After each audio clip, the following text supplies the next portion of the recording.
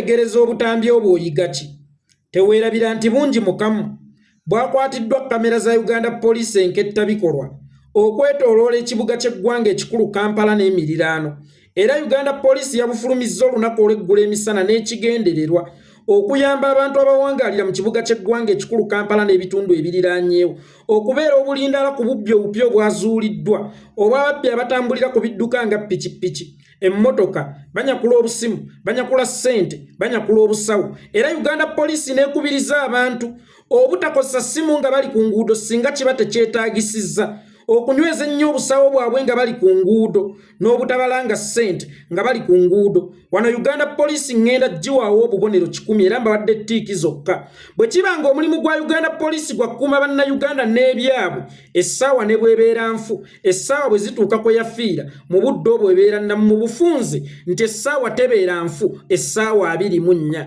mu ssaawa 24 mulimu eddakiika yaayo ennamuso Uganda Police this time around bwe siima ate embeera mubi naye wano weewali ekibuuzo bwe kibanga kamera zammwe zisobola okukwata ababba obusimu bwe kibanga kamera zammwe zisobola okukwata embwa ezeerinnyira ku nguudo bwe kibanga kamera zammwe zisobola okukwata abantu abasala enguudo bwe kibanga kamera zammwe zisobola okukwata abantu abalwanira ku nguudo bwe kibanga kamera zammwe zisobola okukwata ababbi ababba obusawo lwaki kamera zammwe tezisobola kukwata butemu bugenda mu maaso mu ggwanga era lwaki obutemu bwa Bujjingo temubulina mu footage kyemugezaako okugamba nti kamera ezaakwata ekajansi kamera ezaakwata ekawempe kamera ezikwata wa ezennamuŋŋoona zo zaali tezikola mu budde obwo oba tezikola lubeerera oba footage oyo waliwo amulina ng'amusirikidde ng'agenda mumukozesa okusikamu Bujjingo ssente kubanga footage gwalina aluma Bujjingo oba abakulu bwe balaba ebyagenda mu maaso nga babiinamu omukono naddala nga mutabani wa Museveni n'ayita kwedi kwota we boopaleetingira kameras ezo n'asabawo footage yenna ekibuuzo kiri kimu bwe muba musobola okukwata endiga ezeerinnyira bwe muba musobola okukwata embwa eziri mu ggobe lwaki ensonga eno eri sensitive eyatwaliramu obulamu bw'omuntu mulamba ey'obulumbaganyi obwakolebwa ku musumba Rosias Bujjingo butuuke okutwaliramu obulamu bw'omukuumi we driver we omukadde w'ekkanisa era owa SFC yoyo footage taliiwo oba kamera zammwe zikwata bisanyusa maaso ebiteesittaza nnyo zikwata mbwa zeerinnyira zikwata muntu asseko muntu kasimu zikola ki zikola buntu butonotono bwe bityo naye ng'ewatundudde ebyesittaza oba ewali ebyesittaza awo kamera zammwe tezitunulawo bulijjo tubanenya ng'era twevuma ne tugamba nti ssente y'omuyi w'omusolo yatokomokera ku kamera ezo okuva mu kuzigula oziinstoolinga emiti kwe gitudde ozikanika abazoopaleetinga ne monitors kwe zirabira oba kwe bazirabira abazoopaleetinga era nga twebuuza gino emisaala abazoopaleetinga tubasasula gyaki kubanga tubadde nga tetulabawo ngawo ku mugaso gwa kamera ezo naye mutuprovince wrong era tusaba okubeetondera nga tukuba mu kifuba kyaffe emirundi ena tuli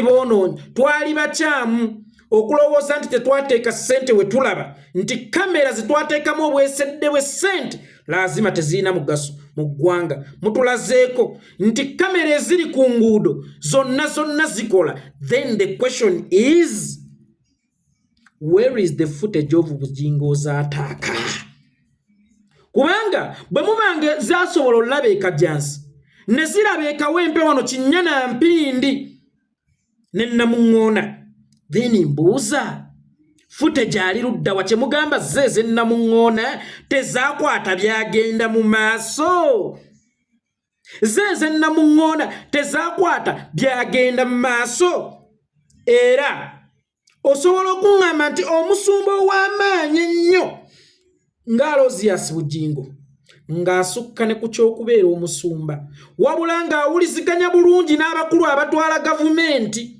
era nga gavumenti buli lweyonoona fees awantu Bujjingo afuuka ekitiiyo ekijja nga kiyoolawo obubi bano bwe bazze nga bayonoona mbuulira mwe kyemugamba ye footage owuwe tali yafuna obwenkanya mu lulumba lwe bwe kibanga Bujjingo tayina kakwate n'akatono mu lulumba olw'abakolebwako then mute footage Bujjingo afuna obwenkanya bw'aba Bujjingo tasobola kufuna bwenkanya then mu Uganda ani alifuna obwenkanya era bw'eba Uganda police tesobola kunoonyereza ku ttemu lyatuusiddwa ku musajja w'amaanyi nga Bujjingo ng'ate eri mukozi wa gavumenti somehow oba ssaabawolereza owa gavumenti ku bikyamu by'ebeera ekoze then poliisi ya Uganda erisobola kunoonyereza ku musango gwani Bujjingo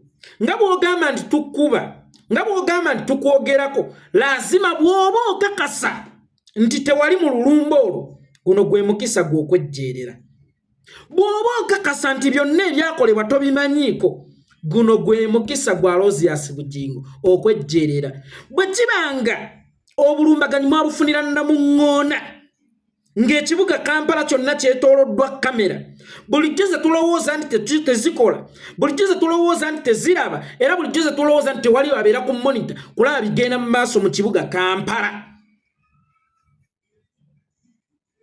Alozias Bujjingo it is your turn okufuna obwenkanya mu bulumbaganyi obwakutuukako n'okufuna obwenkanya mu nfa y'omukuumi wo driver wo omukadde w'ekkanisa era owa SFC bwe kibanga tewali mu lulumba olwo kaakati naawe neegattaako tubanje footage kubanga Uganda police esobodde okulaga nti buli ekigenda mu maaso mu kibuga Kampala tukiraba Uganda police ng'esobola okukwata anyakudde akasimu naye nga gavumenti eteereddwa ku nninga etuwa Kibalama egamba Kibalama ffe tetumukwatangako ne tugiwa olunaku lwe yabulawo n'ekifo mwe yali ne tukigamba tukebere ku CCTV kamera ez'ekitundu ekyo n'egamba for your footage tetwamukwata kano kabonero ak'essimbalala nti bano babuzaabuza mmwe bannayuganda buli kintu ekigenda mu maaso mu Uganda abantu abo bakiraba naddala mu kibuga ky'eggwanga ekikulu Kampala n'ebitundu ebiriraanyo era bakulazeeko nti footage tumulina kyesitegedde waliwo ayambula Bujjingo ng'amulyange emmesa amuluma afuuyirira waliwo munda mu gavumenti ali mu kutaanyawo mpolampola Bujjingo mukiraba nga nze bwe nkiraba kuba kabonero ak'essimbalala akalaga nti byonna ebyakolebwawo tubimanyi naye ensonga lwaki tetubitadde gwe bikuba ye waffe tebibbulula mubbulule Alozias Bujjingo bw'obadde oli konkushua nti tewali mu bulumbaganyi obwakolebwako obwatwalira obulamu bwa driver w'omukuumi weera omukadde w'ekkanisa era wa SFC kyekiseera neegatteko kakati tubanje footage Uganda police n'oteekawo bukadde 2 ku muntu yenna ayina amayitire ku kulumbibwa kwa Bujjingo naye ng'ate oyina kamera enkettabikolwa wabula onoonya hiyase kyokka ng'ate ekikolwa osobola okyetunuulira awo n'otayonoona $2 oba $2 n'oziguliramu omutemu uniform n'akawunga kagenda okulya ebbanga ly'anaamala eruzira nga tebannamuteeka kalabba nze nabagamba oyo Bujjingo ye mutemu ate njagala kibategeezaako wano mu Africa tewali muntu alina intelligence nga mwami Yoweri Kaguta Museveni era gwe bw'oba olowooza nti Uganda police oba gavumenti ya Uganda ye nnafu nnyo mu kunoonyereza then oli mukyamu Gavumenti emaze emyaka 38 mu buyinza egenda kuweza emyaka 4. Golooza cheki jikumi. Ng'abantu tebajjagala, abantu tebagikkiririzaamu, abantu bagiwalana, abantu bagiboola. Ekigikuumidde mu buyinza si maanyi g'abantu ate si ga mmundu gokka, wabula n'amaanyi ga intelligence, kubanga ne Idi Amin emmundu yazirina naye intelligence teyaliimu kimala. Amaanyi ga intelligence emmundu terina mugaso kubanga emmundu ekozesebwa muntu naye ategeezeddwako ddi nti gikozese. Kitegeeza Yoweri Kaguta Museveni gavumenti ye erina intelligence. Era ng'oyagala okukakasa nti gavumenti ya Museveni erina intelligence. Era bino bye babalimba Joseph Kony, simanyanga Alisira Kwena, simanyanga ADF, simanyanga M23, beba bo. Njagala okere ku machofu ne wootuula n'omuntu. Ngoba muli abantu bana, mutandike ku lukwe lw'okuteesa okusuula gavumenti. Nkulayirira ku intelligence Museveni gy'alina. Tosobola kuweza wiki, tosobola kuweza nnaku 2 nga mubano mubaddemu abasajja b'omusajja era nga bakuwaddeyo mu musajja maaso g'omusajja. Y'ensonga lwaki ojja kwesanga Museveni alidde abamu ku baweereza be mu gavumenti ye naddala abaamuleeta. Ayina intelligence. Nkiddamu Museveni ayina intelligence. Era nkugambye ng'oyagala okukakasa nti amanyi intelligence, kola ekyo kye nkugambye. Kakati gavumenti erina intelligence egikuumidde mu buyinza emyaka 38 nga si maanyi g'abantu oba si mukwano gw'abantu. Mbuulira bweremu okuzuula ekyabadde mu kibuga Kampala nga tekyatuusiddwa just ku civilian bano abaabulijjo abagamba agende, wabula abagamba asigale, wabula abagamba abeewo, ne bakugamba nti it's now 1 week or 2. It's a 1 week? 2 weeks. It's like 10 days. Yeah. Ennaku ziringa kati 11 bukye ekikanga bakino kibaawo. Naye nga police semaayi oba bitongole by'ebyokwerinda tebivangayo na kulaga wawe bituuse mu kunoonyereza ku butemu obwakolebwa ku musumba Aloysius Bujjingo. Ng'ate birina buli kimu ekibisobozesa okukola buli kimu. Bano bakimanyi nti musajja waabwe ye yatta omuntu. Bujjingo ye yatta Richard. Nkiddamu Bujjingo ye yatta Richard.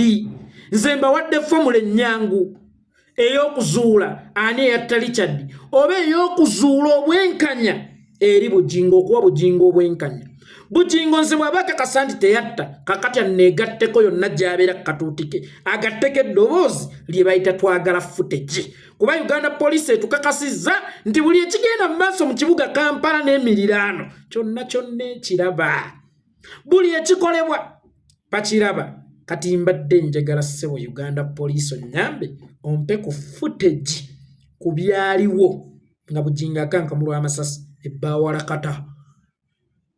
Mwe kye mugambe ebbaawarakata tewaliiwo kamera wo oba ebbaawarakata kamera eziriwo buli we ziwulira amasasi nga zeekanga nga zo nnyangu nnyo za kukwata byesittala, mbwa zeerinnyidde, mbwa ziri mu ggobe, akaliga kalinnyidde embizzi. Ebyo bye musobola okukwata oba kamera zammwe bye zisobola okukwata nga bwe ziwulira essasi w'ebbaba nga zibuukako omulundi gumu.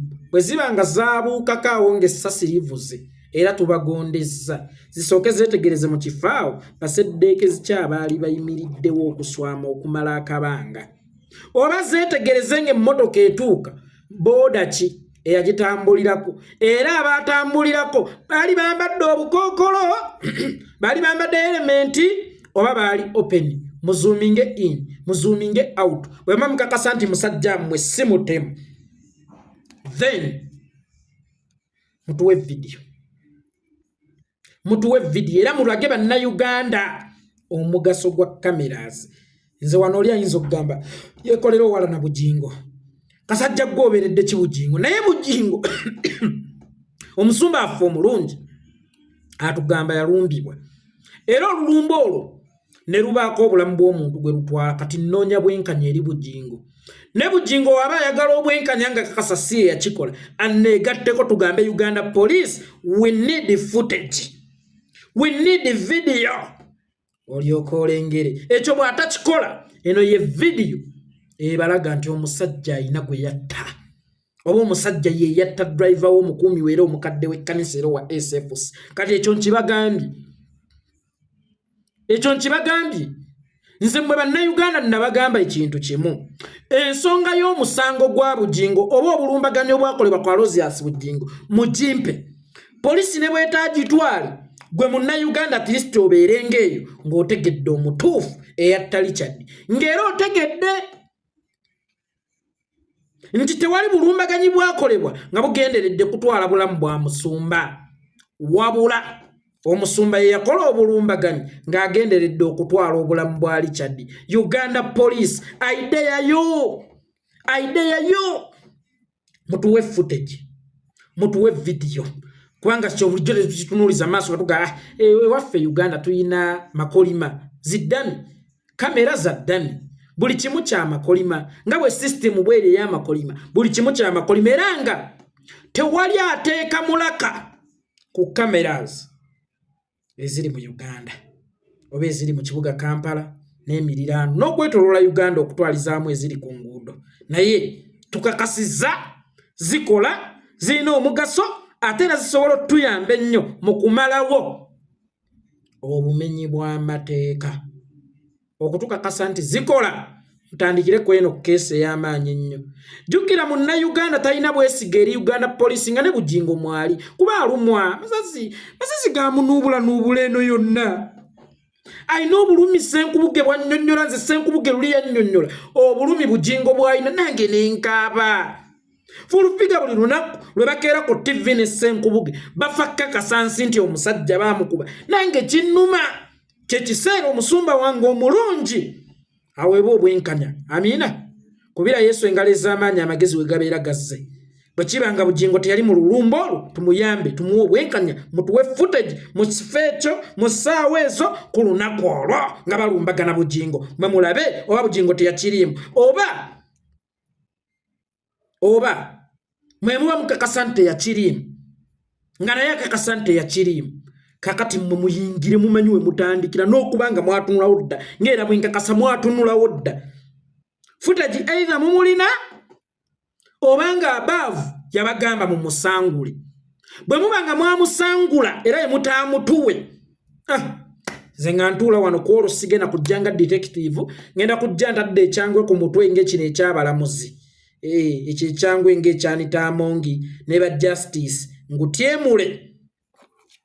ngutyemule kubanga oludda oluwawaabirwa nduwadde obudde okulaga ensi nti terwakikola naye lwogeza bigambo terwogeza bikolwa. Kyokka ate oludda oluwaabi obujulizi bwonna bwe lukuŋŋaanyiza bundaga bulazi wano nti Bujjingo ye yatemula ddereeva we, Bujjingo ye yatemula Richard. Era nakibagambirawo ne ku lunaku olusooka nga sinnayingira na kuno kunoonyereza kuli diipu ng'abakulu bakindaze ne mbagamba nti Bujjingo amanyi ensonga lwaki oli yaffe era amanyi ekyamutta era akimanyidde ddala bulungi nti obulumbaganya abwerippako bwerippi naye teyabuliimu. Temuggwa kutta, temuggwa kulya nsubi. Leero walyamu omususa, bukyolya myungu walyamu akatanga. Ate nakugamba okusirika kwa Museveni kutegeeza kinene this time around kubanga yatuuka n'okujja okwogerako eri eggwanga juzi nga musuubira okubanga naawe anaakuteekamu teyakuteekamu. Naye akimanyi nti ggwe ne Muhoozi mwatta Richard. Naye akimanyi era nze singa mbeera Bujjingo naalibadde nnaze okusedda ne neeraliikirira, naalibadde njiya kiddako kubanga Bujjingo ne Museveni akimanyi nti ggwe yatta Richard. Ngenze.